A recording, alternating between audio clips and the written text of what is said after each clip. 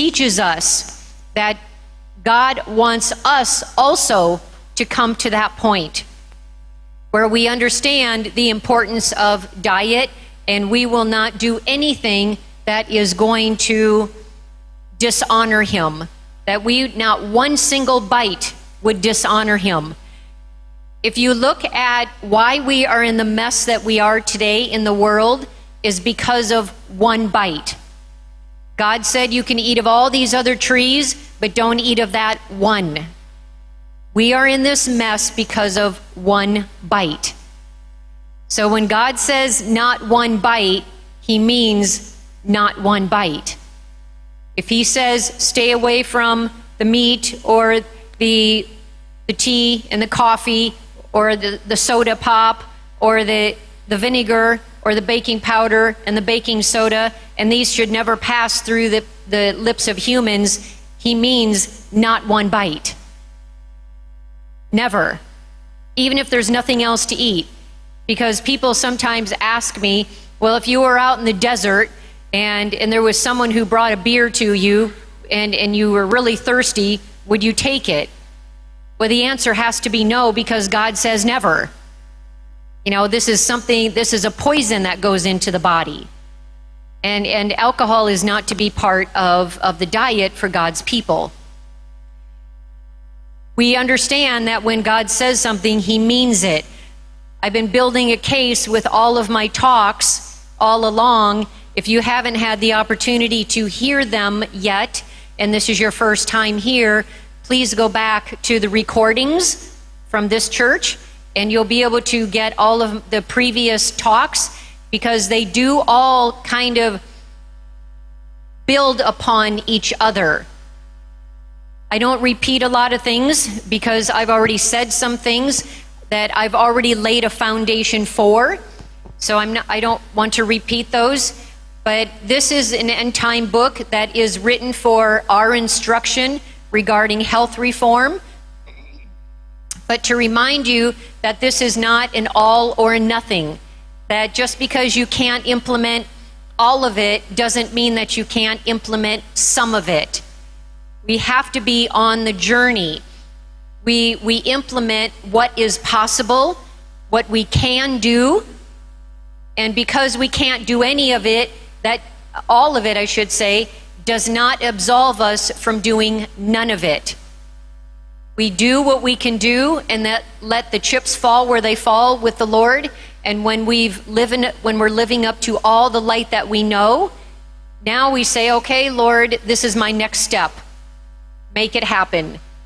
He's not going to ask you to do things that are impossible right now when you're already not doing the things that are possible. See what I'm saying? He's going to lead you step by step. So we learn in bite-sized pieces, and we grow in bite-sized pieces, and most of us didn't know anything about health reform at all.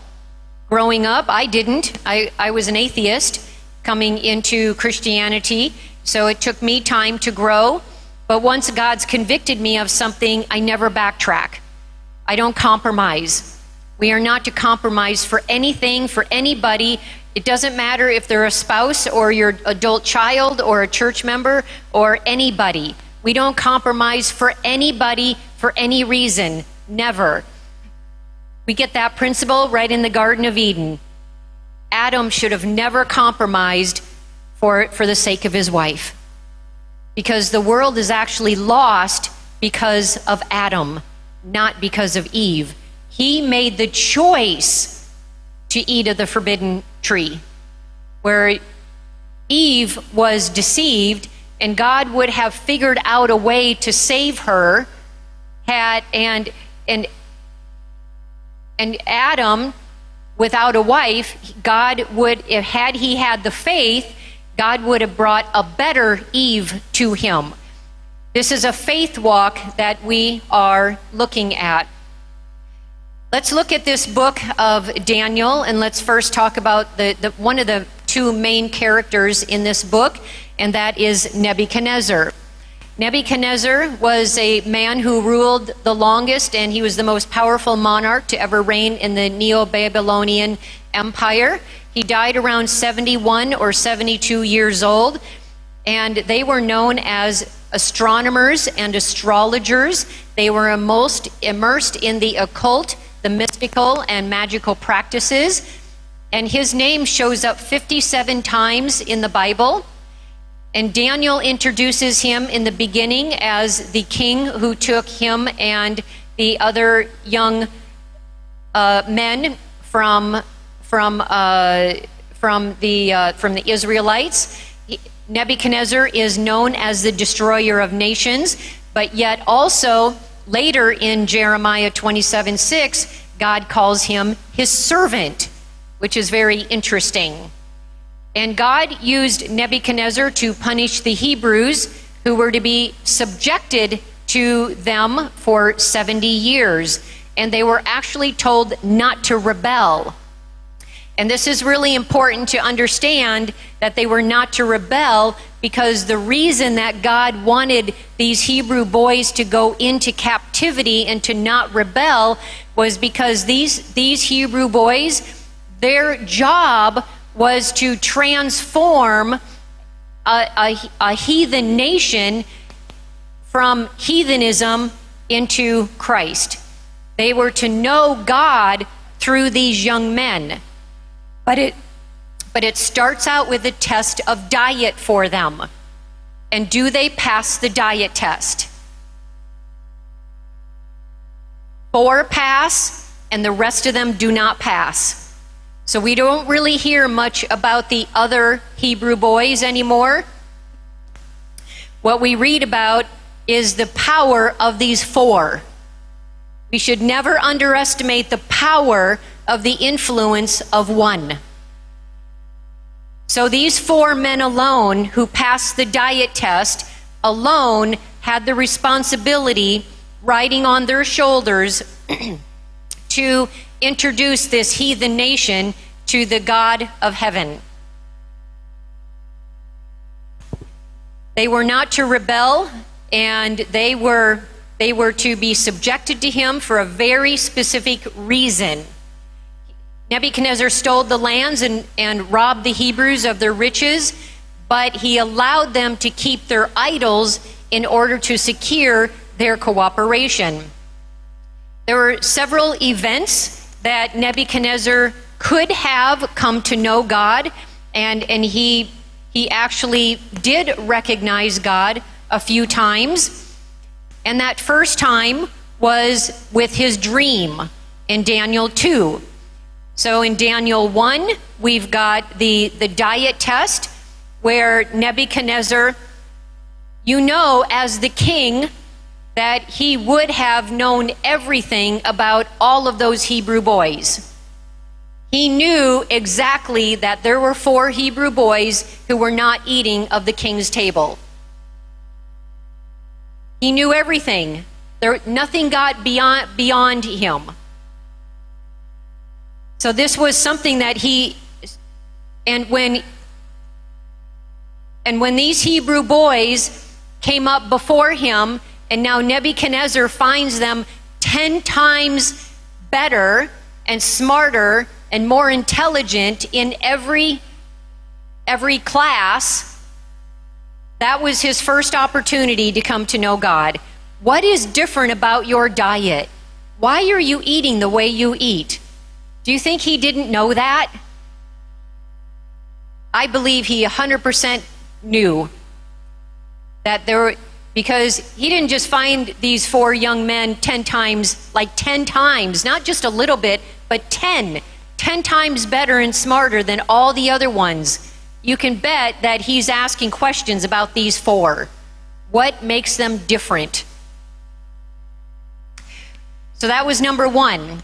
The number 2 was in Daniel 2 with the fiery furnace, with the rise of the statue, which foretold the rise and fall of the world powers.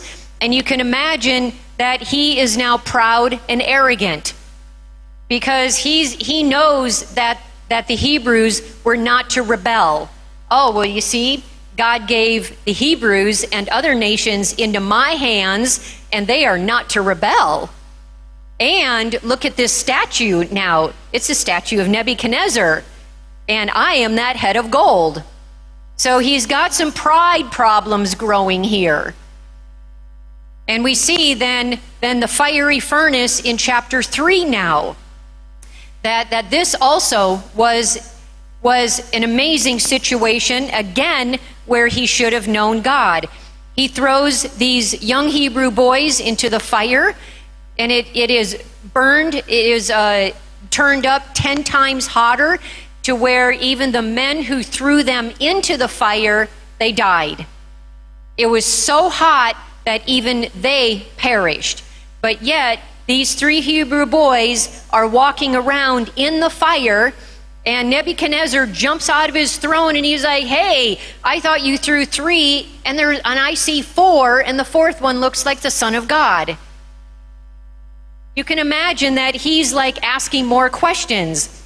Let's see, the diet, they're 10 times better, the statue, this dream that he had, and now the fire. And now they come out, call these men out, and they come out and they don't even smell like smoke. You see how he should be recognizing the God of heaven already, but he's not. He is way stubborn. And then we have now in chapter 4, so we have chapter 1, 2, 3, and now 4, where there's another prophecy. Remember the amazing thing about the dream I forgot to mention is he couldn't even remember his dream. And all of his magicians could not tell him what the dream was, much less interpret it. And Daniel was able to come and interpret the dream for him and tell him what the dream was. So Nebuchadnezzar had many amazing opportunities to come to know the God of heaven. And then here in chapter 4, he's got another dream, and let's read about it. So let's go to Daniel 4, and we're going to start in 24, because it starts now where Daniel gives the description of the dream from 1 through 18, and then 19 through 27, it gives the interpretation, and then in 28 through the rest of the chapter, it talks about his fall and restoration. I'm going to start with 24. This is the interpretation, O king, and this is the decree of the Most High, which is come upon my lord the king. And they shall drive thee from men, and thy dwelling shall be with the beasts of the field, and they shall make thee to eat grass as oxen. Now, we don't have stomachs, we don't have 4 stomachs like a cow. So this grass, when you look it up in the original language, is sprouts. And we know how wonderful sprouts are. And they shall wet thee with the dew of heaven, and 7 times shall pass over thee. Why 7 times, do you think? It's the number of perfection, and it takes about 7 years for us to completely regenerate our whole entire body. Every 7 years, we are a whole new person. Every cell is renewed. So thou shalt know that the Most High rules in the heaven of men and gives it to whomever he will. And whereas they commanded to leave the stump of the tree roots, thy kingdom shall be unto thee. After that thou shalt have known that the God of heavens do rule. Isn't that the mercy of God? For 7 years he now goes out, and the most powerful man on earth with the most powerful kingdom, and yet nobody tries to take it over for 7 years. No one tries to take it over, and there's no one ruling over that nation. That's amazing. Whereas, O king, let my counsel be acceptable unto me. So God is now saying through the dream, break off thy sins by righteousness. So what is his sins? Why is he going out here? He's not being righteous, because it says, break off thy sins by righteousness. So there's something that he's not righteous about. He's not practicing righteousness by faith. And thine iniquities by showing mercy to the poor, it may, if it may be a lengthening of the tranquility. So we see that he had an issue with the poor and the needy. And if you jump on over into 37, it talks about his pride, and that those who walk in pride, that God is able to abase. Keep in mind that this is in an end-time prophetic book with an end-time prophetic message for an end-time prophetic people. It starts out with a test of diet in chapter 1, and now we're moving into chapter 4 with another test of diet. This is the end-time prophetic message. Our health reform message is prophetic. This is not just it's a good idea to eat more blueberries. It is so much more than, well, if I have sickness, I know how to reverse it or prevent it. I know where to go in the Bible and Spirit of Prophecy if I have high blood pressure. Our health reform message transgresses way beyond that. It starts in the Garden of Eden and it goes on to eternity. And we're going to talk about this more in detail. So we see, if we are looking at an end-time prophetic book, that means, and we have an end-time message about pride and not being compassionate with the poor and the needy, how does that transform to us as Seventh-day Adventists? Because we know that we are near the end of time. This book was closed until the end of time. It is now opened. And what is God trying to teach us through Nebuchadnezzar? Our pride, our arrogance. We think that we're better than everybody else. We think because we have the 28 fundamental beliefs, we actually are the only group in the world that can defend all of our beliefs through the Bible alone. And everything makes sense. All of our beliefs fit like a hand in a glove. There's nothing that just doesn't make sense, because if it doesn't make sense and it doesn't fit like a hand in a glove, then our theology's off somewhere, because the Bible is so incredibly clear once we start to understand the book of Daniel. And when we read in Revelation 3, where God talks about the church of Laodicea, he's got nothing good to say about us. We have all this knowledge, but yet we're naked and don't even realize it. And so we have pride as a movement, and God is trying to get that out of us right now.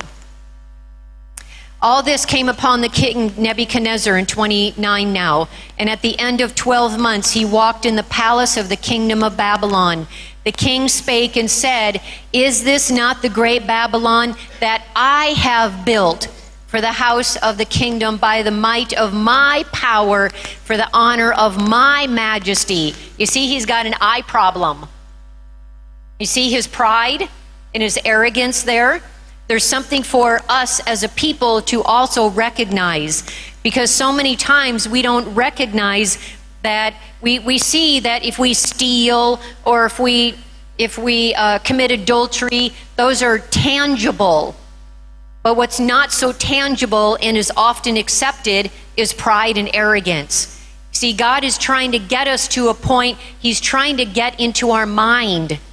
Because he says that if a man even lusts after a woman, he's committed adultery. You're right? That's the way we think. And if anyone hate his brother, he's already committed murder. See, that's the way we think. God is after the way that we think in being part of that 144,000. This is a message that that is prophetic for us today.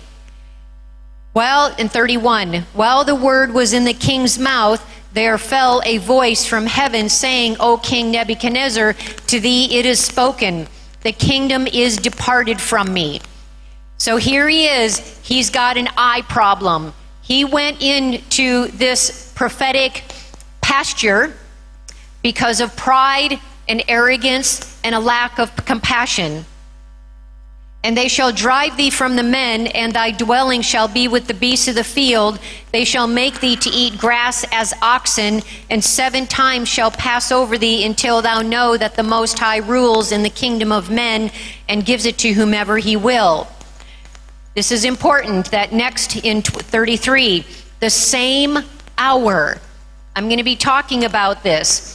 So in 1 hour, in the same hour, so that meant less than an hour, he went from eating of the king's dainties and living in his palace, and then in the same hour, he is now plucked out of his palace and where he's living high on the hog, and now he is placed out in a pasture all by himself with no comforts at all. So keep that in mind. So that same hour was the thing fulfilled upon Nebuchadnezzar, and he was driven from men, and did eat grass as oxen, and his body was wet with the dew of heaven, till his hairs were grown like eagle's feathers, and his nails like bird's claws. You can kind of get a mental picture from these words, right? You can tell that he kind of looks like an animal. And at the end of the days, I, Nebuchadnezzar, lifted up mine eyes up to heaven, and my understanding returned unto me, and I blessed the Most High, and I praised and honored him that lives forever, whose dominion is an everlasting dominion, and his kingdom is from generation to generation. And all the inhabitants of the earth are reputed as nothing, and he does according to his will in the army of heaven and among the inhabitants of the earth, and none can stay his hand or say unto him, What dost thou? At the same time my reason returned unto me, and for the glory of my kingdom mine honor and brightness returned unto me, and my counselors and my lords sought unto me, and I was established in my kingdom, and excellent majesty was added unto me. Now I, Nebuchadnezzar, praise and extol and honor the King of heaven, all whose works are truth, and his ways judgment, and those that walk in pride he is able to abase. He now recognizes why this happened to him. He recognizes it in his lack of compassion. God is trying to save this man. He is going to the ends of the world to save him. Just like he goes to the ends of the world to save you and to me, he brings multiple again and again and again. And he keeps bringing them until we actually pass the test. If he's trying to have us do something or not do something, only when we give it up have we finally passed the test. Because I've come to look at everything in my life as a test. Every single thing that comes to me is a test. If someone cuts me off in traffic, and you guys are like superior drivers, I'll tell you. Like much better than us in North America. You guys are like amazing. But if someone cuts me off, I can't say that here in Kenya because everybody cuts everybody off. You guys are amazing. I think it's really interesting how you guys all yield to each other all at the same time that no one yields to anybody else. I don't know if someone cuts me off, my test is, am I going to get angry and ram into them? Or am I just going to let them do what they're going to do and just let it, brush off my shoulders? Everything's a test. If there's nothing for me to eat at potluck, and that's my test. If there's like literally nothing on the potluck table, what do? Do I compromise and have what's on the table? Or am I going to just gracefully sit down with pleasant conversation and just say, just be pleasant and not say anything and don't make a big deal out of it. In fact, don't make any deal out of it at all. everything's a test. We can see that when we start to look at Nebuchadnezzar's character, I'd like to share what these character differences are. Keep in mind their diets now. We know that Daniel was on a whole food, plant-based diet, and Nebuchadnezzar there was nothing on his table that Daniel and his friends could eat, like nothing. Otherwise, they wouldn't have said what they said. So Nebuchadnezzar eating whatever he wants. Now look at the character difference between the two in relation to diet when you keep that in mind. So Daniel's character, he honored his body as the temple of God, and the Lord regarded with approval the firmness and self-denial of these Hebrew youth, and his blessings attended them.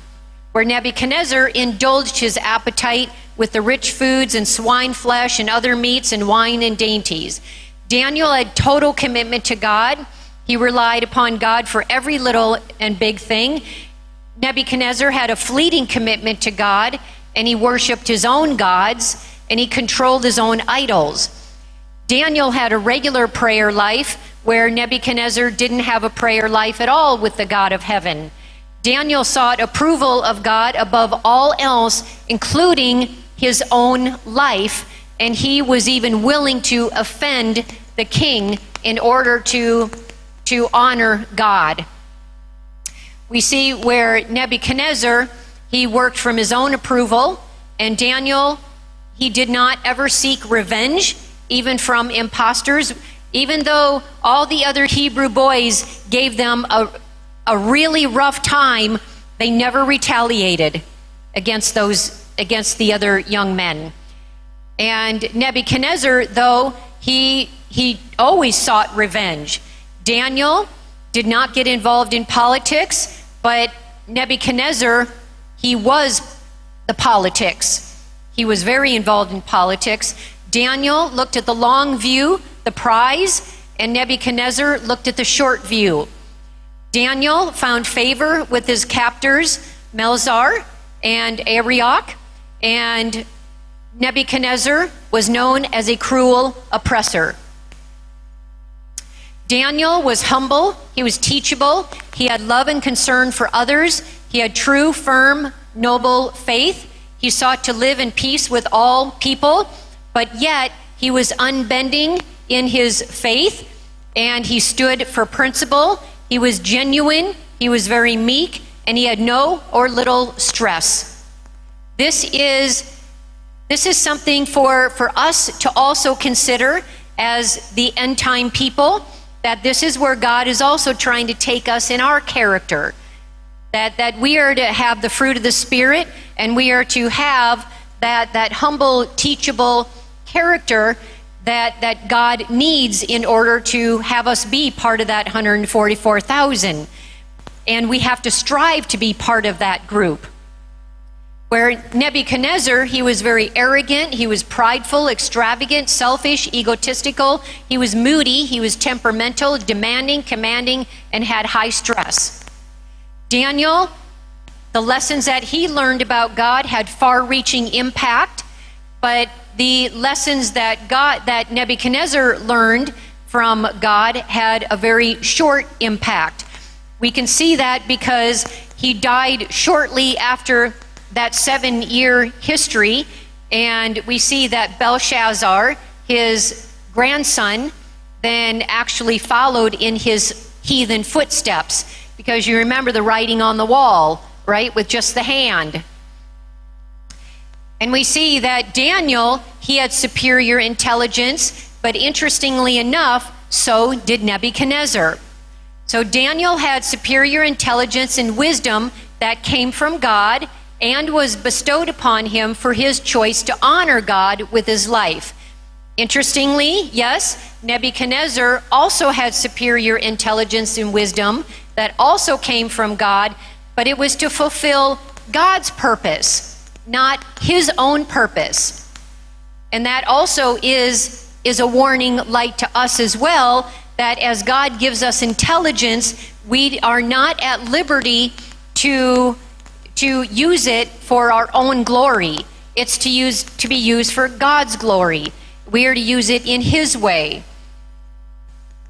All right, so I want to talk about the diet here, and because this is very telling. Now remember that God is trying to save this man however He can. He's tried to save him in chapter 1, in chapter 2, in chapter 3, and now chapter 4. He is trying to save this man. And so let's look at the diet that God put him on immediately. He was on a pure vegetarian, a vegan diet. Everything was plant-based and whole food. He had a lot of sprouts or grass. He had microgreens, so he had a high greens diet. Everything was local. Everything was in season. Everything was raw. Nothing was cooked. Everything was organic.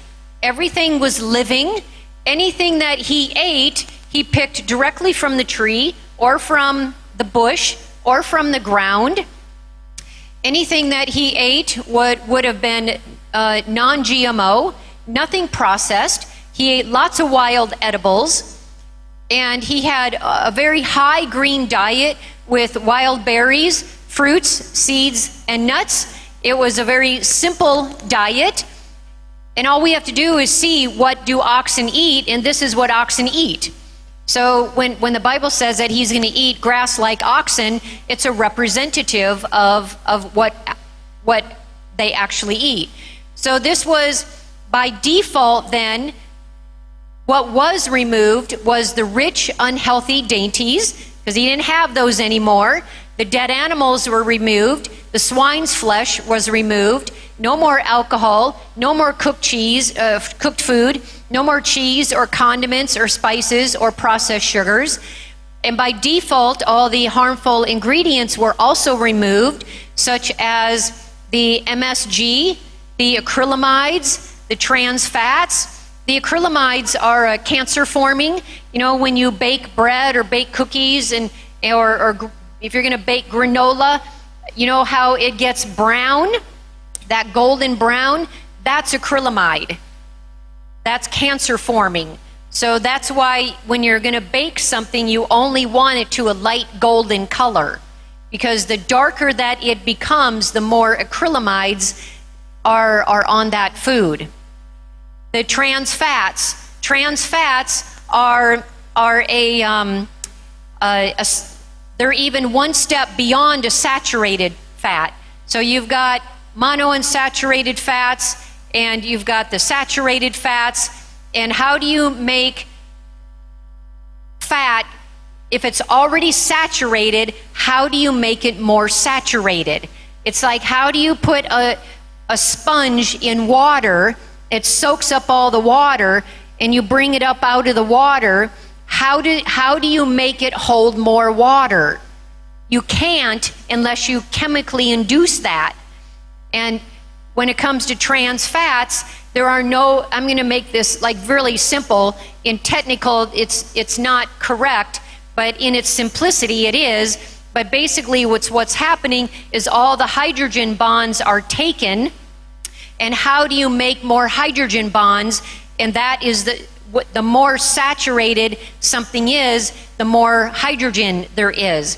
So if every bond has a hydrogen attached to it, then how do you make it more saturated? How do you get more hydrogen on it?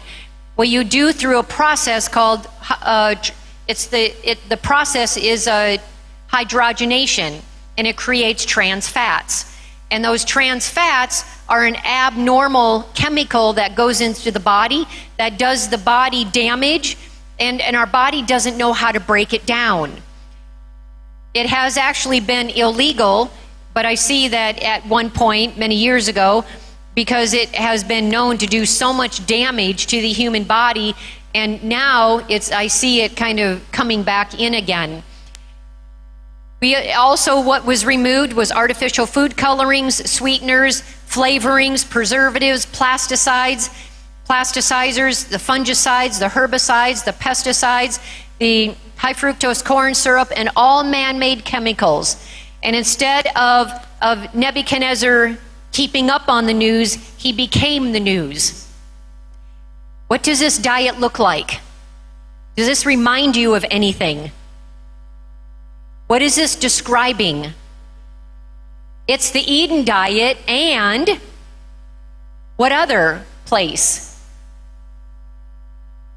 It's the Garden of Eden diet, and it's the diet of heaven, of the redeemed, of heaven and the new heaven and earth. Remember, this is a prophetic book for the end times. It's an end time prophetic book with an end time prophetic message for an end time prophetic people. Starts out with a test of diet.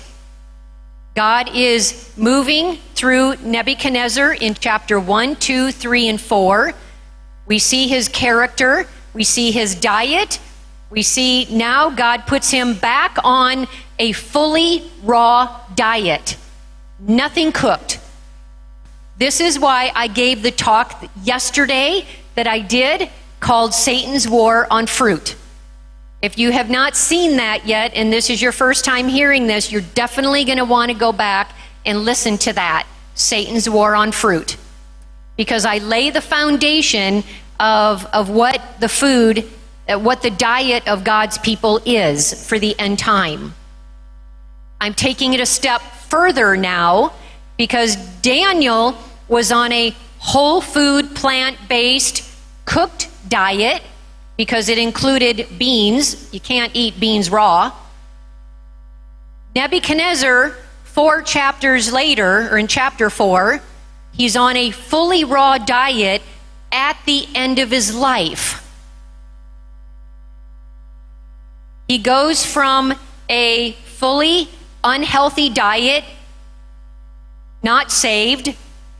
He goes to a fully detoxing diet that God puts him on, and now he can think clear. His diet is what helped him to think clear. See, we can't be saved by what we eat, but we can be lost by what we eat. I went over that yesterday, and that is found in Isaiah 65 and 66. We can be lost by what we eat.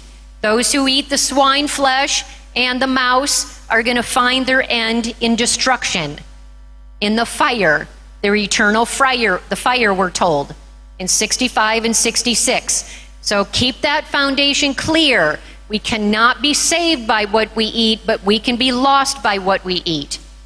That principle is also found in the Garden of Eden, because Adam and Eve were already saved, but they were lost by what they ate. They chose to disregard the commandment of God's dietary laws. So we're in this mess because of one bite that shows us that God is serious about our diet. I'd like to ask, when we're looking at this prophetically, in the course of history, where's the next step for God's people? What's the progression? We're told to move out of the big cities, into the smaller cities, into the smaller towns, country living, and then a retired home when we get run out of our country home. And now what? Where's the next step? When we get run out of our home, where's the next step?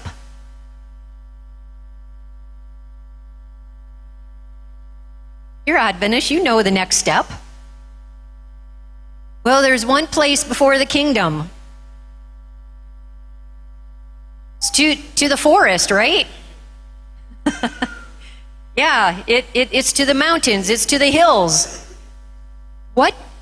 Keep in mind, we're heading to heaven. What do you, and we're promised that our bread and water will be sure. We will go hungry, so we will have to fast, but we will not starve to death. What do we think God is going to feed us if the next step is heaven when we're out in the forest? What do you think God's going to feed us? This. He's not going to be giving us the Daniel diet. He's going to be giving us the Nebuchadnezzar diet. This is our diet test. Our diet test from 120 years ago.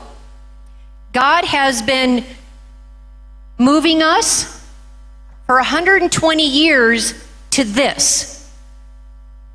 For 120 years, this is the foundation of where we start. This is not the ending point. We can't see this book as a destination.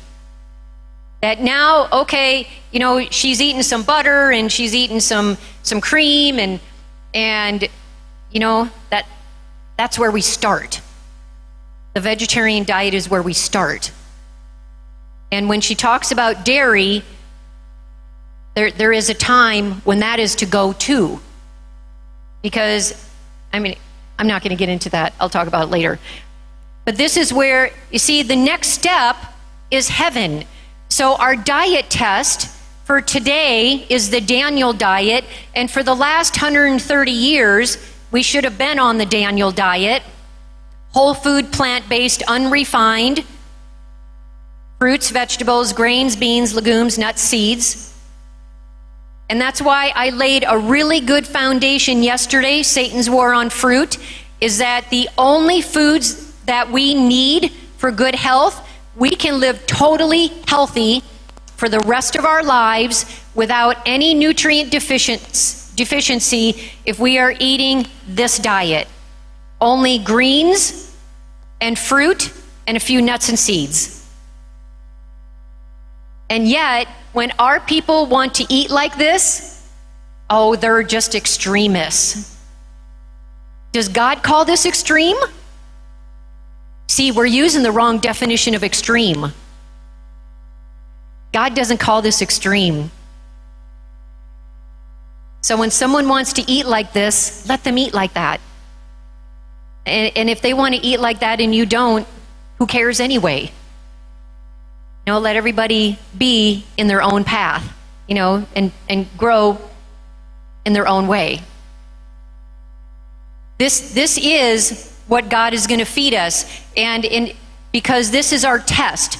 Because look at the parallel of the Israelites. They had a diet test, right? The manna. They grumbled twice for meat. God gave it the first time, and he winced at it. The next morning, he brought manna in order to teach them to trust him on a day-to-day basis. Because they were only allowed to pick up their manna Monday or Sunday, Monday, Tuesday, Wednesday, Thursday for that day. And on Friday, they had to pick up for double the day for Friday and Sabbath. Sabbath was no food or no manna to be picked up. And if they ended up picking up manna that more than what they needed for the day, and they kept it over to the next day on a Tuesday, Wednesday, it bred worms and it was no longer good. And God was angry. Why can't you trust me? You don't need to save food. I'm going to feed you. Trust me. And you don't need, and the miracle was 7 days a week, because on Friday, when normally if you picked up more than what you needed, it did not last, except that miracle from Friday to Sabbath. That was another miracle. So that miracle was 7 days a week to teach God's people that they could actually trust him. They had a diet test, and we have a diet test. Just as in the day of Noah, they had a diet test, we have a diet test. See, there's a parallel between the time of the flood and the time of the Exodus and the time of the second coming. They've had a diet test. Adam and Eve had their diet test. We have our diet test, and this is eventually our test. we have to be there today, right now? No. But eventually, yes. So I laid that foundation last night very clearly that God's people will be on a high fruit diet. It is basically greens and fruit and a few nuts and seeds. And the research supports that we can live very healthfully on these with no problems. We don't need the beans and we don't need the grains. And I even went through showing you what the food guide pyramid looks like according to the spirit of prophecy. And right in her own writings, not everybody can tolerate these. She said that about vegetables even. We don't even need vegetables. We need greens. We don't need vegetables. So we need greens, because we don't need broccoli, don't need cauliflower. Everything that we need is in the greens and our fruits, all fruit, and our nuts and seeds. And if God's going to feed us this when we're out in the wilderness, our test is He's going to give us 5 bananas for lunch. And are we going to say, oh, Lord, is that all we get? Is this manna? Is that all we get? Are these 5 bananas? Is that all I'm going to get? Is this fruit again? See, that's our test. And yet, God is trying to bring us this way to heaven, and most of us are still way back in Leviticus 11 trying to justify clean and unclean meat. Even though our grocery stores, it's forbidden anyway because it still has the fat and the blood in it. See, Leviticus 11 is way back here. The Bible is a timeline from Genesis to Revelation, from the beginning of time until the end of time. And we are way over there. And wherever we are in time, in history, is where we are in the Bible. And God is always moving us this way. He's moving us to heaven. We have to stop justifying eating things that God has forbidden us to be eating. Who cares if we got to give this stuff up? I used to love meat too. I used to love my chicken. I used to have liver parties. I used to love liver. I was really bummed when I had to give up liver. But who cares? I mean, if God says I'm not to eat that, okay, so what? Why do we try to hang on to our food when heaven is at stake? It's because we don't understand why God gave us the health message. You see the prophetic nature of it now? This is prophecy. We are heading towards heaven. What is the lifestyle now like for Nebuchadnezzar? Country living. He's sleeping and breathing the fresh outdoor air. Outdoor air has negative ions. Negative ions are what heals our body. He's inundated with nature, trees, and brooks. Nature becomes his teacher. He's communed with oxen and other wild beasts. He is fasting from all entertainment, news, and devices. He's in an environment that's very peaceful and quiet. He's surrounded by the natural noises of wildlife, like the frogs and the crickets, the birds and the prey howling, and the rustling of the leaves and the babbling brooks. He's fasted from the opinions and the influences of others. He has had plenty of time to reflect on Daniel's example of how to worship God. For 7 years, he was able to reflect on Daniel, his 3 friends, and how the other Hebrew boys did not reflect the character of God. You can bet that Nebuchadnezzar knew how much those Hebrew boys made a hard time and gossiping and finger pointing about Daniel and his 3 friends because they're extreme. They're extreme.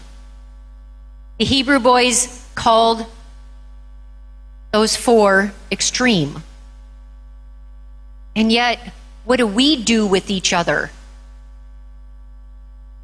Where are we? We're told that we're told in one place, not 1 in 20 of us are going to be ready. In another place, she says, not 1 in 100. If we take not 1 in 100, that means none of us are ready. That's potentially none of us. We're told that some churches be fully resurrected. Other churches, nobody will be resurrected. Other churches, one person here, a couple people here and there. Where are you? Where am I? You examine you and I examine me. Are we striving to be part of that 144,000? Do we actually care what our duty is before a holy God today?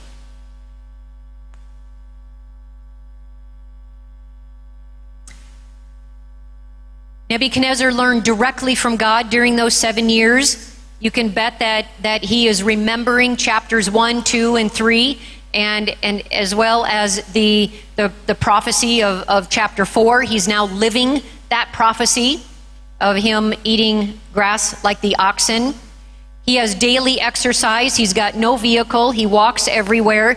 He drank pure water. He bathed in the daily sunshine. He was temperate in all things. He went to sleep and woke up with the sun. He had very peaceful surroundings. He practiced earthing. Earthing is a term that the world has given to just walking outside barefoot. Adam and Eve have done that forever, and all of people, God's people and secular people, have been walking on the beach and walking on the grass forever, or sleeping on the lawn, just looking up at the stars or at the clouds. They call that earthing, but yet it's something that we've known about forever. By default, also, all chemicals were removed from his body and his home. He had no microwave, no refrigerator, no stove, no Wi-Fi, no electricity. And in time, without all of these things, his brain and his body healed from those abuses. What does this look like? Does this remind you of some place? Exactly. It's the country living. This is where God is trying to lead his people today. This looks like the Garden of Eden. It looks like the new heaven and earth. And it looks like our own council, where God wants us to be country living now, where we're to grow our own food, live out in the peace in the countryside. Now, keep in mind, in 1 hour, God took him from his palace and took him right immediately into this detox situation. He's literally detoxing in a major way. If any of you have tried to do a detox program, you're going to recognize a lot of these symptoms. This man went through a lot of detox for 7 years. The brain does have a tendency to take longer to heal. So he started to have physical symptoms at first, but when I am teaching my own people, my own clients who come to me for one-on-one consultations or in my lifestyle center, I don't take them in 1 hour. That's like radical. And a lot of people aren't willing to go through that serious detox process that intense, because that is intense. When all of a sudden you're eating like the world and now you're eating like this, that's intense.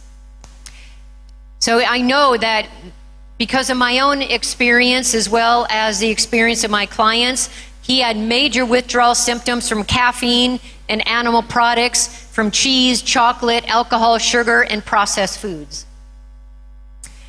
He had major cravings. He had anger, irritability, he had anxiety, and he was grumpy.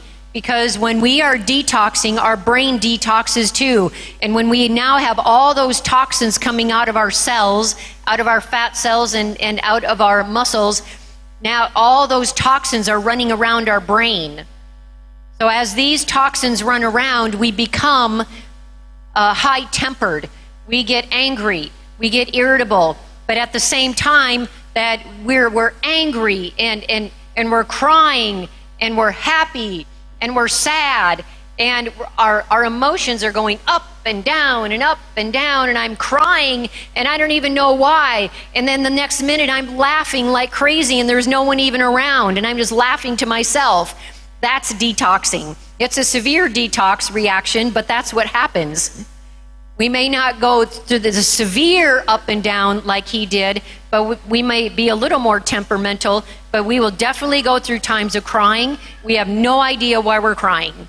There's nothing wrong. Or somebody says something that normally we'd be totally fine with and just brush it off and we're crying. It's like, normally I wouldn't be so sensitive about that. That's detox. When we detox, I know that he had outbursts to God because he knew that God was the one who put him in this situation. You see, God doesn't save us against our will. So I know that Nebuchadnezzar remembered that prophecy and he chose to stay. God didn't make him stay. So he is just throwing his fist up at God. He is having major mood swings, and I know that he's got irregular bowels from constipation to diarrhea. He's got a toxic overload of the liver, which then creates pimples and headaches and migraines and extreme fatigue, and you're just really, really tired. So you want to sleep all the time. You sleep for hours and hours and hours more than normal, and you've only been up for a couple hours and you're ready to go to bed already again. I mean, the people who are detoxing like him, they're probably sleeping 10, 12, 15 hours a day. And I know Nebuchadnezzar hated his food. When I first started changing my diet, I absolutely hated my food. I didn't even know how anyone could even stomach it.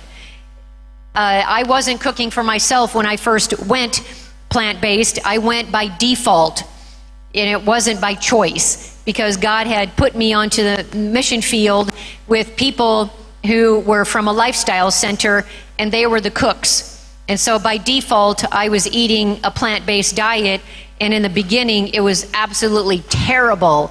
I don't even know how anyone could even stomach that. And so I know he hated his food too. When you're detoxing, you have terrible flu and cold symptoms. So I know that he had a fever, he had body aches and body sores, he had a runny nose, a sore throat, and he probably had nausea and vomiting even. I know that he probably stank to high heaven with strong body odor. He had bad breath and he had swollen lymph nodes. Swollen lymph nodes are actually normal when you're going through detoxing.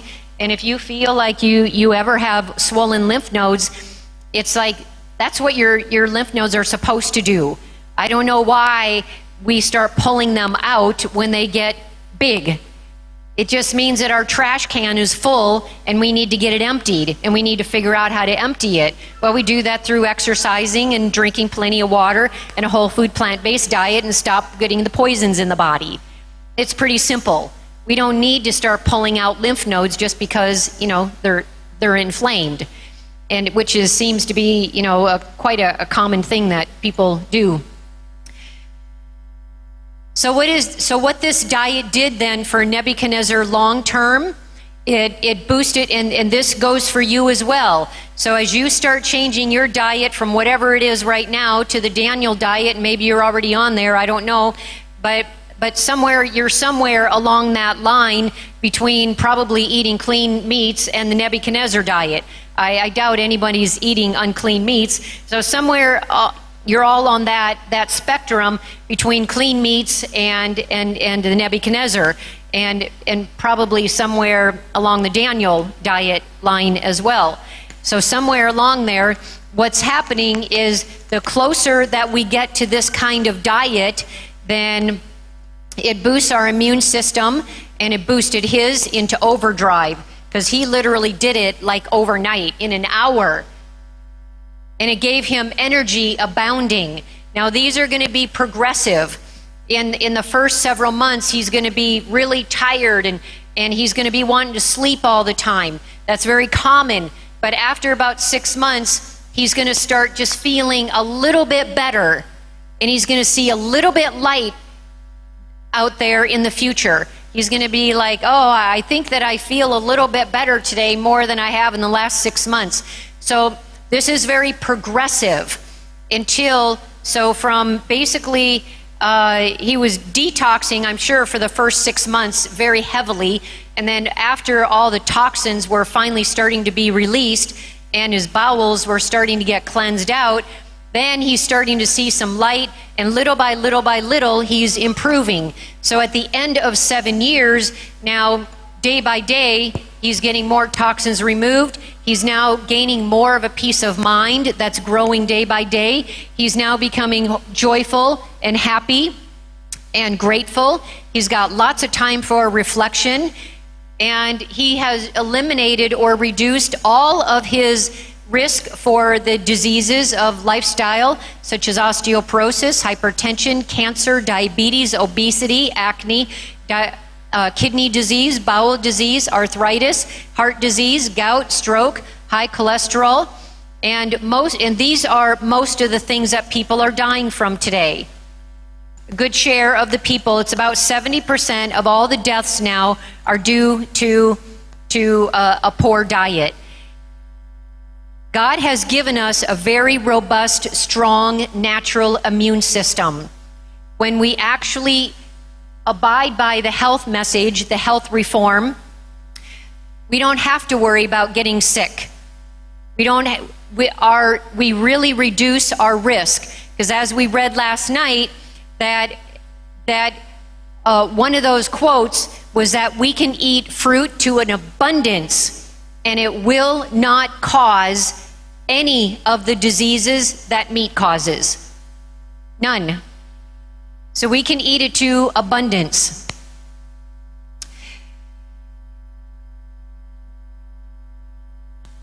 I would say that what we have been through 5 years ago, that was a test of diet and health reform if I'd never seen one before.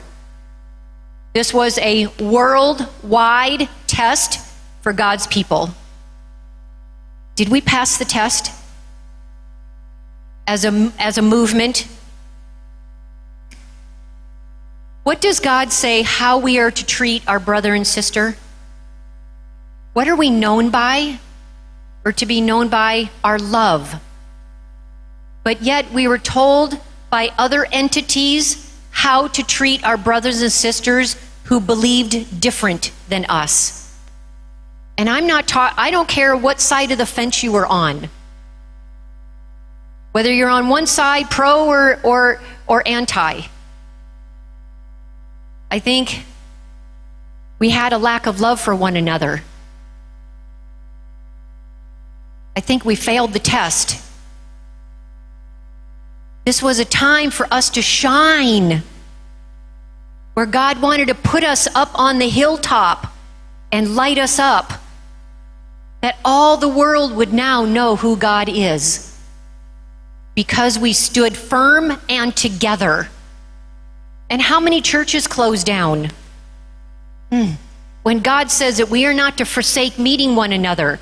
You see, we don't even know what our own counsel is. So we're so readily willing to listen to the world and trust them over God. We failed the test in a big, big way. So you can be guaranteed that we will get another test. It will come around again. I don't know when, I don't know in what way, but it will come around again. But our mandate from God is that we are to love one another. We are not to allow health reform to come between me and anybody else, or you and anybody else. Diet is not to be a test of membership, and we are to never have it come between us. And those of us who actually know about health reform, God holds us accountable to a great degree to make sure that that never happens. I am responsible, and you are responsible before a holy God to make sure that never happens. And yet here in Kenya, there is this huge divide between the meat eaters and the health reformers, between, seems like, the conference people and the regular people. We need to break that. We need to heal that wound. It doesn't matter what our brothers and sisters are eating. What matters is, what am I eating? And you take charge of you, and I take charge of me. You bring to potluck what you know is health reform. And if all of you are bringing only health reform food, then your potlucks are going to be health reform. And if what's on your plate is health reform, without you saying a word, people are going to start to take note of what's on your plate. They're going to see whether you compromise. They're going to see whether you take things even though there might be nothing on the table for you. But if you're here and it's a potluck, well, I assume you guys do potlucks, that you would participate in the potluck and bring something that you can eat, so at least you can have one thing. And if you all band together and only bring health reform food, now you've got a whole bunch of things to choose from.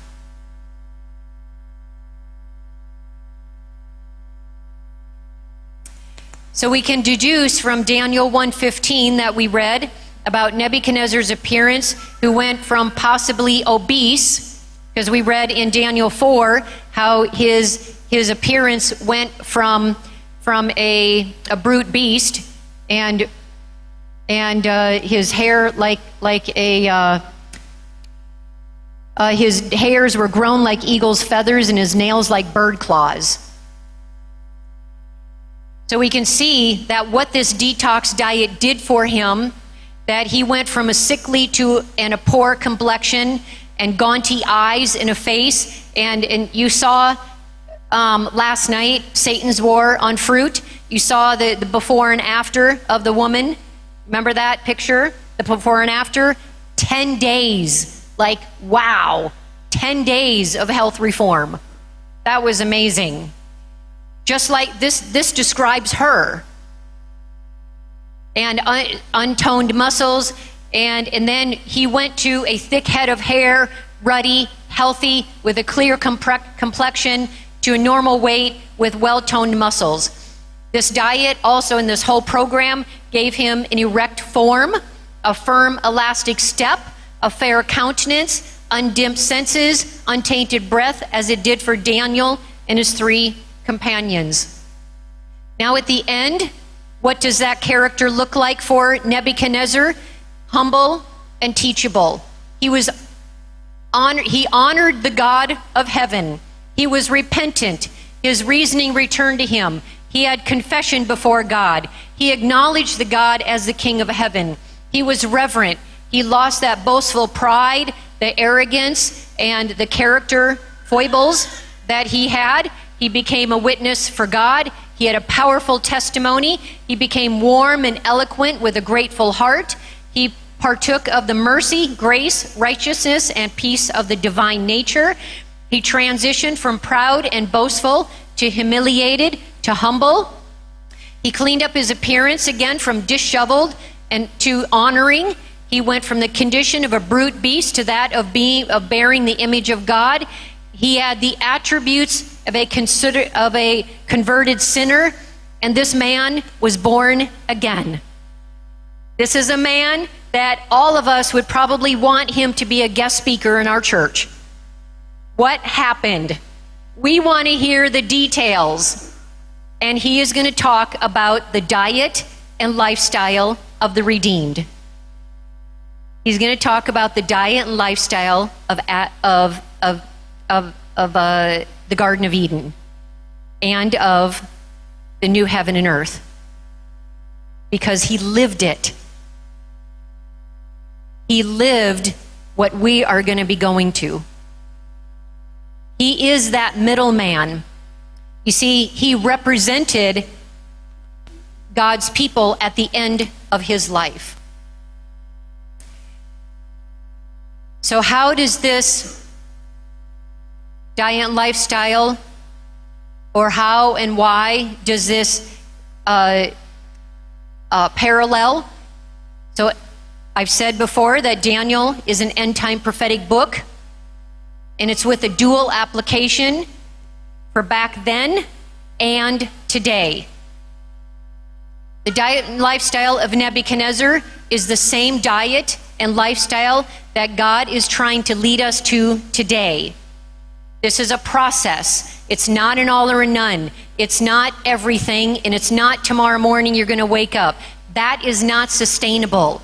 You don't want to move so fast that it's unsustainable, and you don't want to move so slow that you're not moving at all. I am someone who has embraced the health message since the first time he's convicted me about Burger King, well before I knew anything about Adventism. I didn't know anything about spirit of prophecy. I didn't know any of that. From that moment, God was teaching me. Once I came to understand research, God continued. I started to eat the way that I eat based upon research.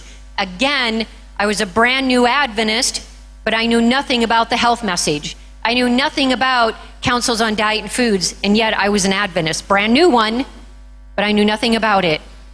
So as I was teaching my clients with diabetes a plant-based diet, because see, I had read, well, not a vegetarian diet, I should correct that, because I had read in the Bible that we're not to eat the fat or blood of an animal, and so I was teaching that to my people with diabetes based upon biblical principles.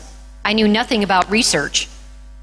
And then there was an ex-Seventh-day Adventist doctor that did not like what I was teaching, and so I was asked to show the research on the link between meat and diabetes. And as I was looking through the research, I then started to find all of this research by accident about dairy and cheese and sugar and pasta and flour and all sorts of things. And as I'm reading the research, I'm now changing.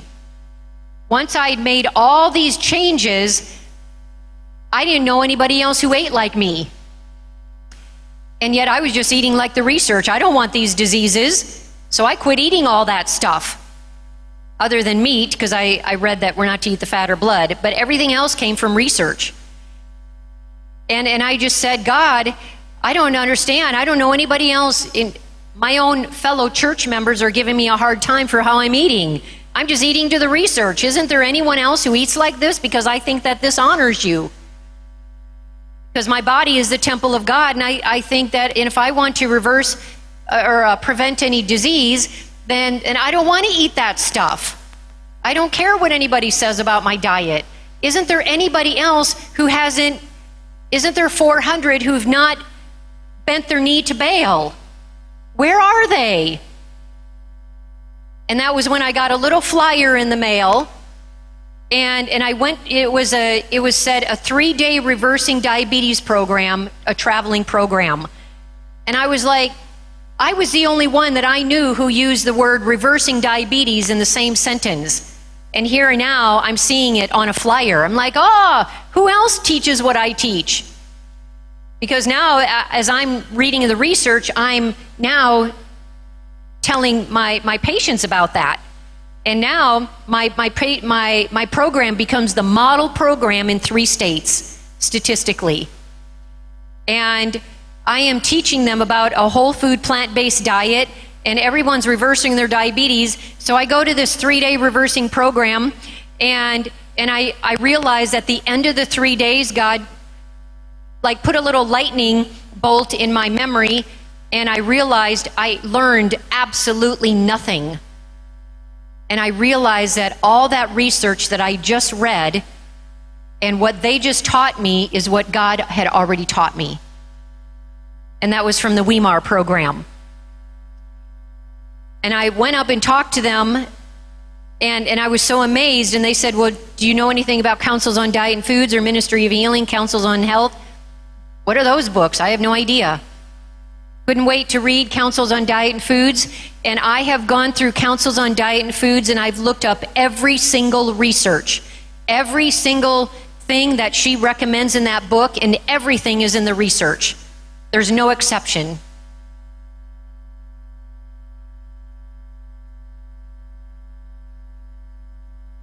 So just like his poor diet and lifestyle made him go mad, so it does today as well, and that's fully researched.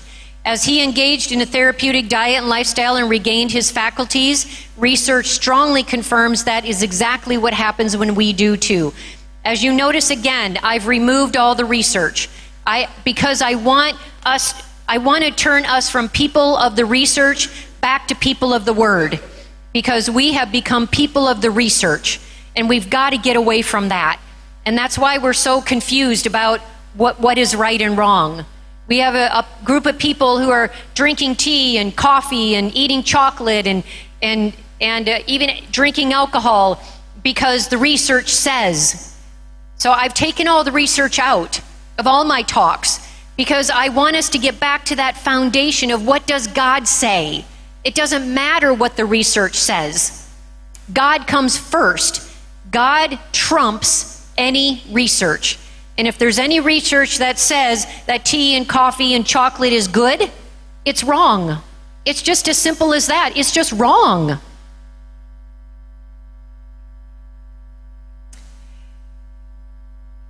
So the large amount of cooking that is done is not at all necessary. Neither should there be any poverty-stricken diet, either in quality or quantity. The afflictions of the stomach affect the brain. Let the diet reform be progressive. Let the people be taught how to prepare food without the use of milk or butter. And yet our people are still trying to justify that milk is okay and dairy is okay. But if you read carefully in her writings, she strongly leans towards a whole food, plant-based, unrefined diet. That's all of her teaching. See, when it's progressive, we first give up the meat, then we get up with the cheese and the other nevers of God, and we give up, other processed foods, and it's little by little. You see, it's progressive. Tell them that a time will soon come when there be no safety in using eggs, milk, cream, or butter, because disease in animals is increasing in proportion to the increase in wickedness among men. The time is near when, because of the iniquity of the fallen race, the whole animal creation will groan under the diseases that curse our earth. If 5 years ago we didn't see the massive amount of sin among men, we've missed it. That was the height of worldwide corruption if I'd ever seen it before. So we see that a time will come. So that means that as of 5 years ago, that means at the height of corruption, and I think it just keeps kind of going up and up, that means that diseases in animals are going up and up as well. But God said that he would provide a way and a time, and he would provide the means. And when I look at the research, that time that God's people should have given up all animal products was at least 30 years ago. Because that's when the research started to explode on a plant-based diet. And yet God is being so merciful with us. He's so gracious with us. He's given us 30 more years. He's given us actually more than 120 years. He's given us 5 years. You see, he's giving us all of these clues along the way. At the time, he's saying, my people, I love you. Please, come on, get with it. He's wooing us. He's trying to convince you and convince me. Convict you and convict me. He's trying to open up our eyes to health reform. God will give his people ability and tact to prepare wholesome food without these things. I'm going to let them impart this knowledge as they would Bible instruction. Let them teach the people to preserve the health and increase the strength by avoiding the large amount of cooking that has filled the world with chronic invalids. Do you see how this is leading? This leads to the Nebuchadnezzar diet. It's the next process of Daniel. Daniel is the whole food, plant-based, cooked. Nebuchadnezzar is a whole food, plant-based, raw. So that the world is being filled with chronic invalids because of so much cooking, and even our health reformers here, it's like almost everything is cooked. So we need to cut down even on the cooking, even though, it might be whole food, plant-based. More fruit. Listen to last night's talk. By precept and example, make it plain that the food which God gave Adam in his sinless state is the best for man's use as he seeks to regain that sinless state. So we're talking about the 144,000. We're talking about the end time.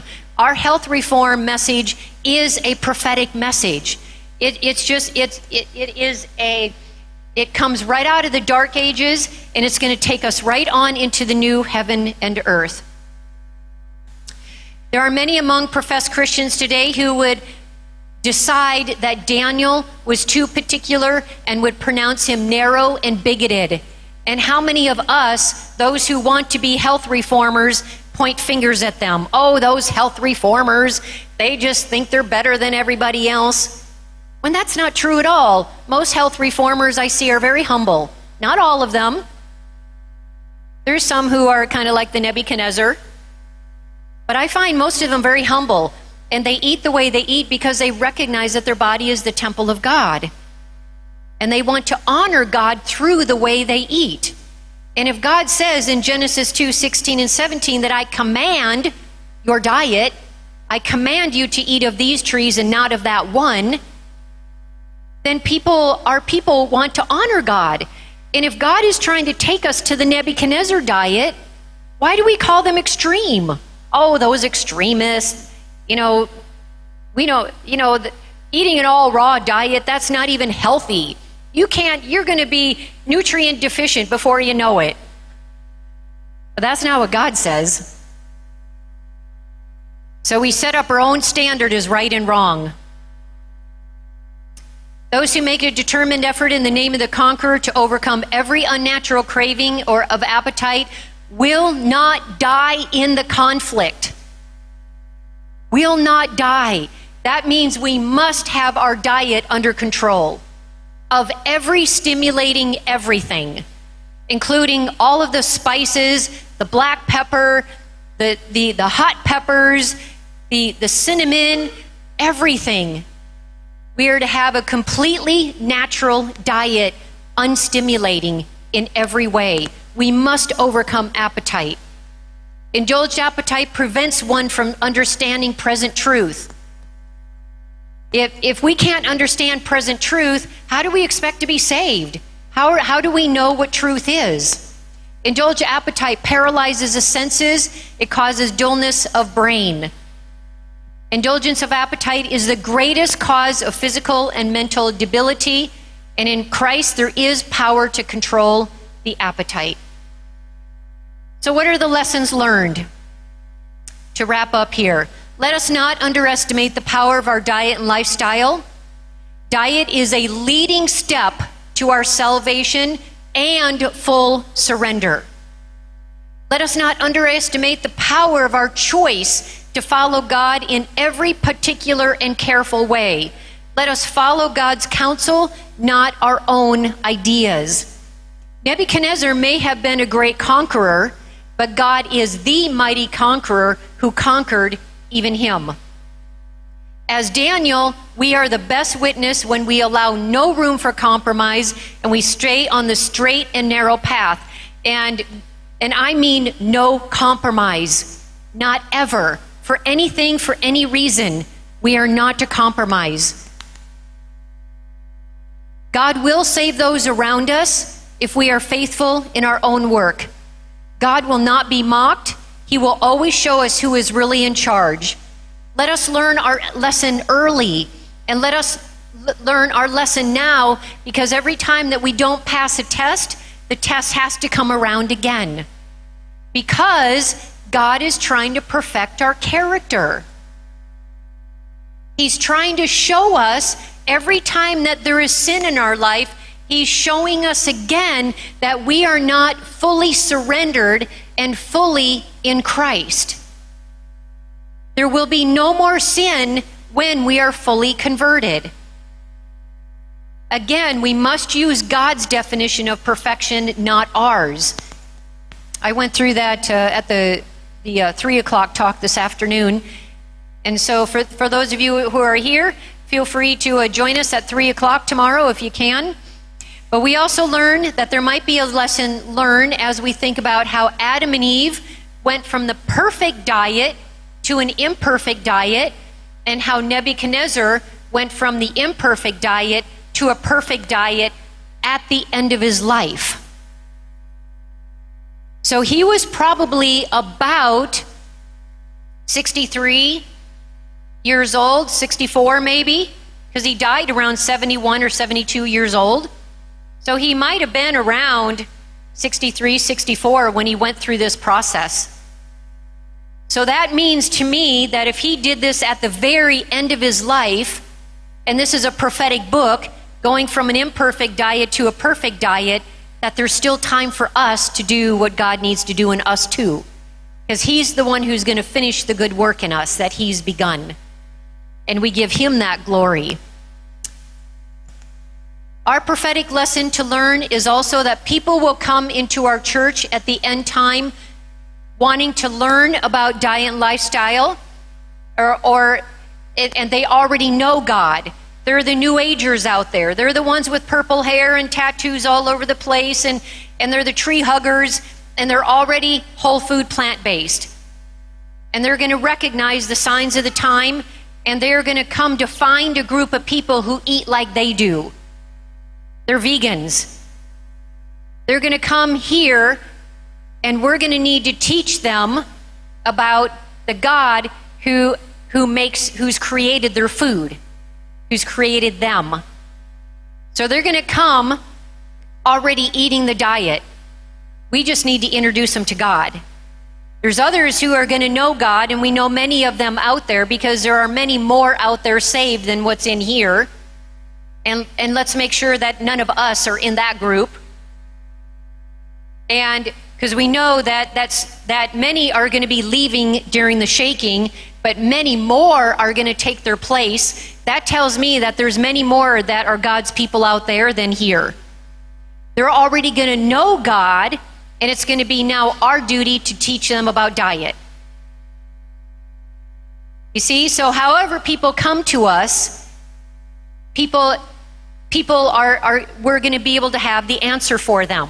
And if we're not living it, and we're going to be giving the health reformers a hard time, and those who want to live like Nebuchadnezzar or Daniel, they're going to be shaken out.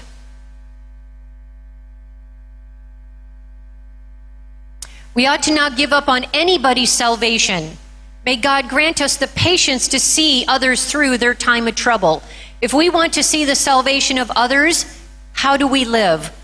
If we want to see someone else improve their diet, if we want to see somebody else change some sin that they have in their life, if we want to see them saved, what does God say? He says, what about you? What about you? Are you saved? Are you eating the way that you're supposed to? Are you doing other sin? You see, if we want to see somebody change, God says we have to be that change first. I have to change, and I have to reflect the glory of God if I want to see other people saved. If I want to see other people change their diet, then I have to be that change too. Because if I'm just eating whatever I want against the counsel that I'm sharing, well, what does that do for you guys? It just says, oh, it must not really be that important. It's okay.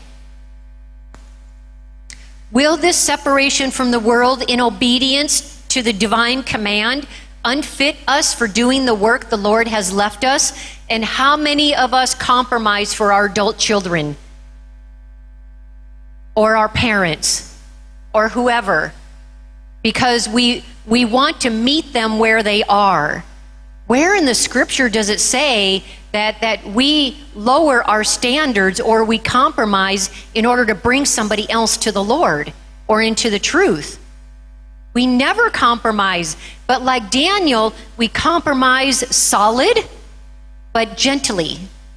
It's always loving and kind and patient and tactful with people.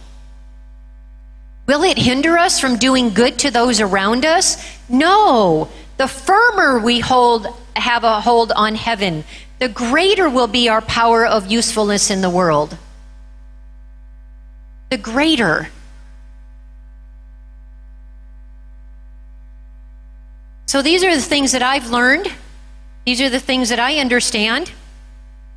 Any comments or questions? Kind of heavy, hey? It's like, oh man, I got a lot of changing to do. Yes, can we have a roving mic? I don't think it's on. Yeah. Thank you very, very much for very eye-opener. So when we start like a baby that is trying to make small steps into this serious new life, how do you handle the withdrawal syndrome? Do we need to go for medication? How do we handle the withdrawal? Yes, how do we handle withdrawal symptoms? Well, we can do it slowly. If we're going to do it like Nebuchadnezzar, we're going to have all sorts of withdrawal symptoms. So if we say today I decide, you know what, God has been convicting me that I really need to give up sugar. So you give up sugar, but you're still eating everything else. And so now it's weeks or a month later, and God is saying, you know what, I think you need to give up your cheese. And so you give up cheese. And then God says, you know, you need to give up these spices. And so you give those up. So this is, you know, when we do it kind of like that, it is much better. And generally what I do for my clients is for 3 days, minimum 3 to 7 days beforehand, I make sure that they are not eating any salt, oil, or sugar, salt, oil, sugar, and that they are off of those first. And of course, I'm trying to get them off of tobacco or coffee. Sometimes they can't get off of those though until they come to me, so it's not mandatory, but I do request. Now there's no smoking at my place, so they have to give it up, you know, before they even come. But they can give it up like the day before or just before they come onto our property where they have their last tobacco. Now I help them to detox through that. So generally when people do it slow, you know, if we were to go from the diet of the world and then you go immediately to the Nebuchadnezzar diet, that's really harsh. I mean, people have done that, and I do know people who have done it, but they do go through detox symptoms, some more than others. Some go through detox symptoms like so bad they're like laid out for a week, and they can't even function. And but for most people, you know, it might come out in acne, it'll come out in being tired, it'll come out in our emotions kind of coming up and down. So if we're kind of more doing it a little more gentle than God did it with Nebuchadnezzar, we can handle it pretty well. Any other comments or questions? Yes, thank you for that question. I just wanted you to give a clear distinction. I don't think most of us know the difference between greens and vegetables. You have been using those terms.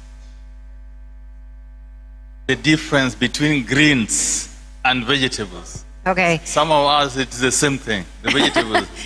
Yeah. So greens are obviously vegetables, but they just happen to be, I do believe that greens were given to Adam and Eve in the beginning to eat, and that's the herbs. And so our greens, I believe, are in a special category, and they're different than the other vegetables. God didn't give us permission to eat the other vegetables until after sin. So that tells me that fruits and vegetables and nuts and seeds are really the only thing that we need. Well, the research does support that as well. So greens are in a special category because it's the sunlight that hits the plant that turns it green, that gives it the chlorophyll. It's that green, the chlorophyll, that is only one molecule different from our blood. And if we ever need a blood transfusion, we could either use chlorophyll, if it was sterile, and we could also use coconut water. Both of those are only one molecule away from our blood.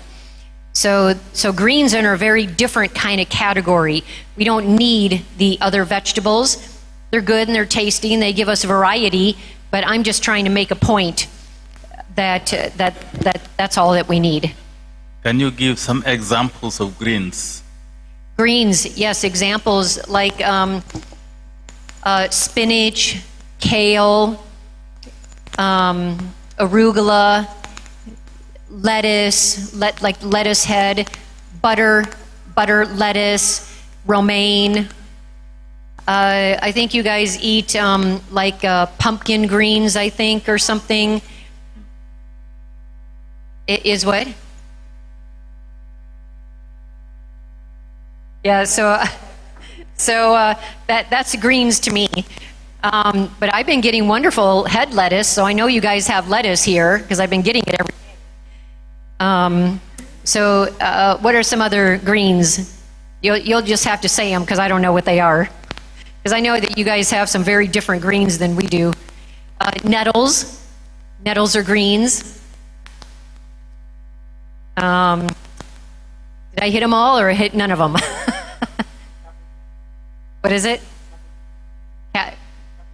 Cabbage. Cabbage would be more like a vegetable, not so much a green. It's the greens are very flimsy and tender. Yeah, very good questions. All right. Yes, we got another question here. Thank you.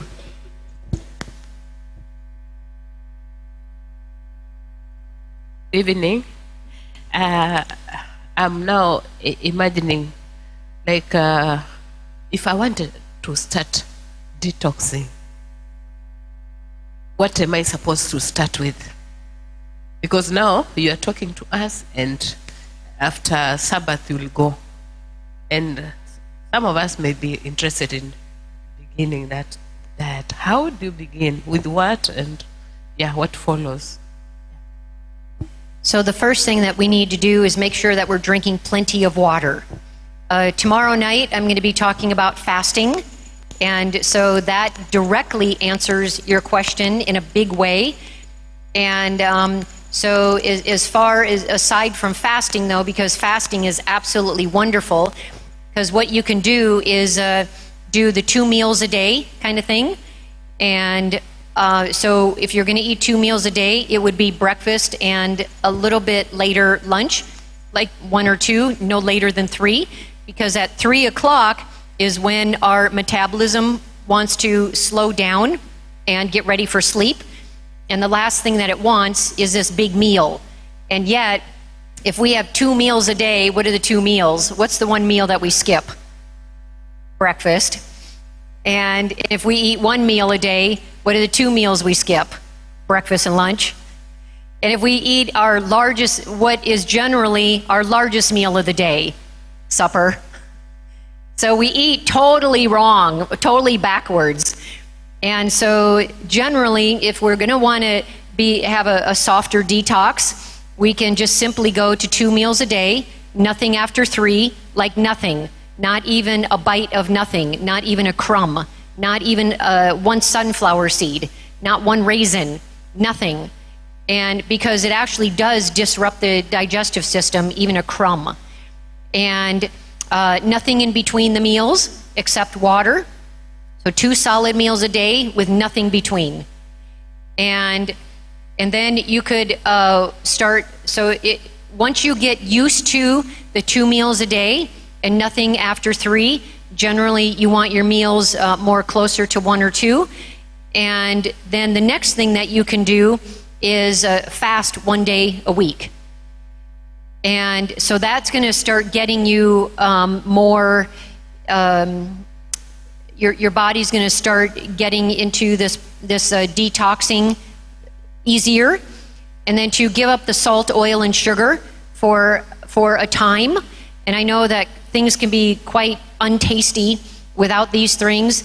And Kenyans are like most famous for using oil like in everything. And I don't know if there's anything. I mean, people have told me they don't even know how to cook for me because I don't eat oil. and I haven't for like 30 years, with the exception of a very short time when I got married. And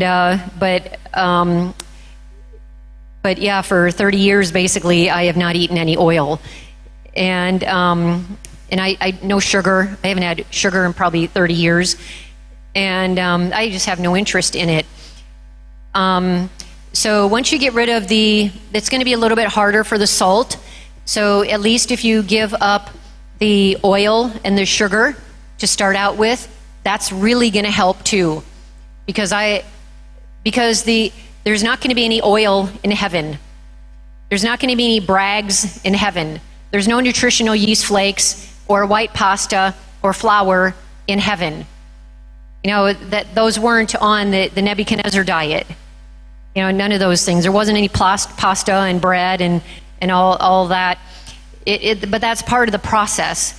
So the more that we are willing to let some of these things go and then replace them with more fruits and vegetables, depending on where your diet is. I don't know where your diet is, but if there's somebody who eats meat, then you might want to give up the meat. But if you're going to come to my 3 o'clock afternoon talk on Councils on Diet and Foods, we're actually going to go through the nevers of God, the nevers of health reform. And so meat and dairy, and cheese are two of those nevers that should, and when God says never, he means never. Like, don't touch that tree, never. And don't eat of that tree, like never. And he uses never with cheese, never with meat, nevers with baking powder, baking soda. So we can just start looking at the principles of what God has been showing us. One of my talks, if I'm able to, I'm going to show how the progression of our health message, how it came out of the dark ages, and then what was the first message, what was the second message, and the third and the fourth. Because there were 4 health messages that were given to us. And that first message was tobacco, tea, and coffee.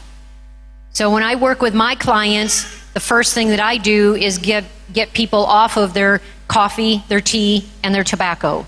Because that's where God started. If that's where he started, that's where I start. And so then I take you through that. And I work on a hierarchy with my own patients. So I look at the nevers of God. And well, of course, I look at their condition, because some foods are more prone to create symptoms than others. So I their symptoms.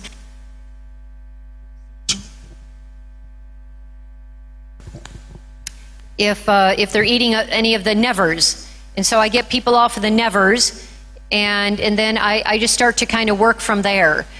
And, get them off unclean meat, get them off of the spices, get them off the vinegar, because everybody thinks vinegar is healthy, even apple cider vinegar. And what about olive oil? What if I even make my own? I always get those questions. Yeah, we thought it's the safest oil. It's good for your nerves, those kind of things. Yes. Okay, so did I kind of answer your question about the detoxing? Okay. Now,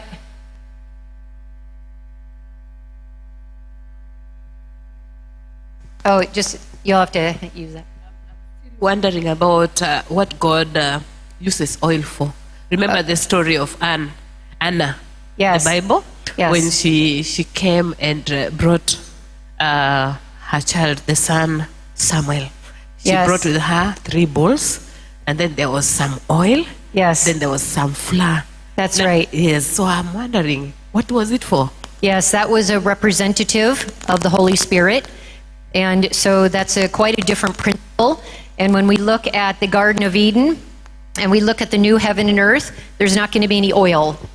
There is not going to be anything processed. Basically, it's going to be anything that you can pick from a tree or from a garden. It is a health reform in an unrefined state. Well, minus like maybe cannabis. That's a whole food. It's a plant. But we're not going to see oil in the new heaven and earth. And oil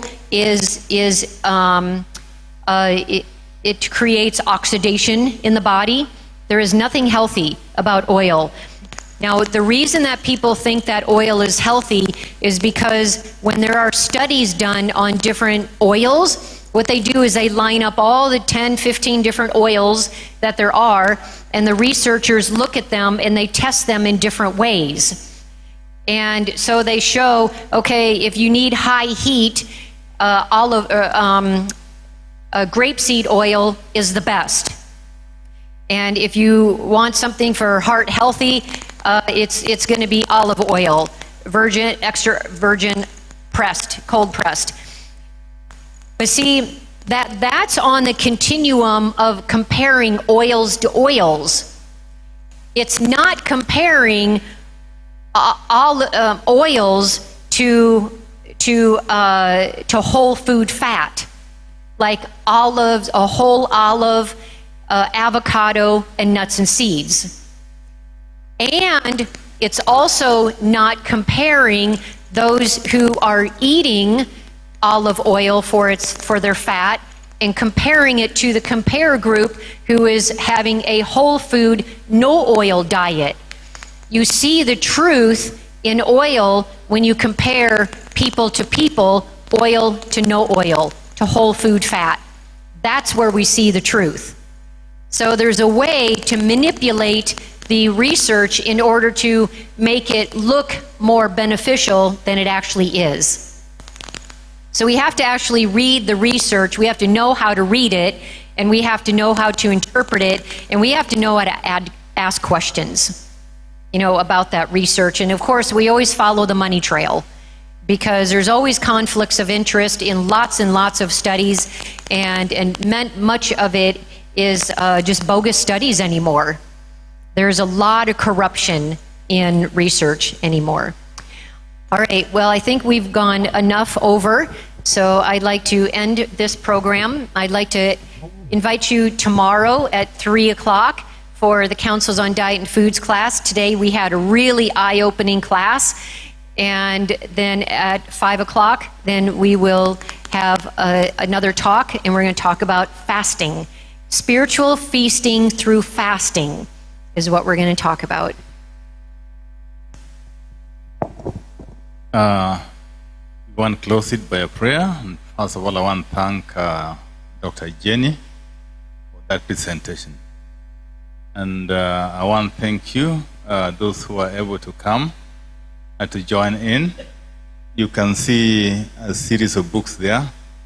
But there's something, there's a song that says that when the redemption story will be told in heaven, the angels will fold up their wings because they don't understand. They didn't go through that.